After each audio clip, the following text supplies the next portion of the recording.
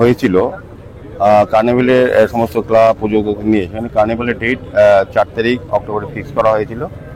সেটাকে সামনে রেখে আমাদের প্রস্তুতি কমিটি করা হয়েছে, এক্সিকিউটিভ কমিটি করা হয়েছে, বিভিন্ন সময় বিভিন্ন আলোচনা সভা হয়েছে।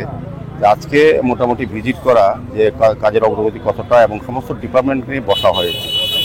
আমাদের সঙ্গে আমাদের রাজ্য সরকারের যিনি সচিব আছেন, আমাদের পিকে চক্রবর্তী মহোদয় আছেন, আমাদের সুব্রত ভট্টাচার্য চক্রবর্তী মহোদয় আছেন, আমাদের রত্নারত্ন আছেন, আমাদের সেন্ট্রাল জোনের চেয়ারপারসন আছেন এবং অন্যান্য ডিএম ওয়েস্ট, এসপি ওয়েস্ট এবং স্মার্ট সিটি কমিশনার, আমাদের আগরতলা মিউনিসিপ্যালিটি কমিশনার সহ পিডব্লিউডি চিফ ইঞ্জিনিয়ার, বিভিন্ন দপ্তরের আধিকারিকরা, এসডিএম, ডিএম সবাই আছেন।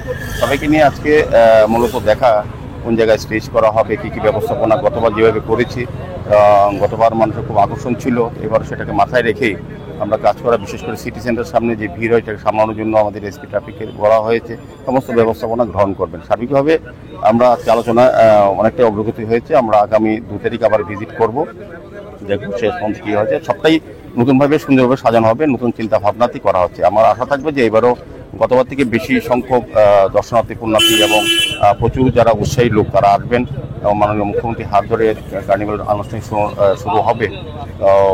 সমস্ত ব্যবস্থাপনা দেখার জন্য আজকে মূলত এখানে ভিজিট করা।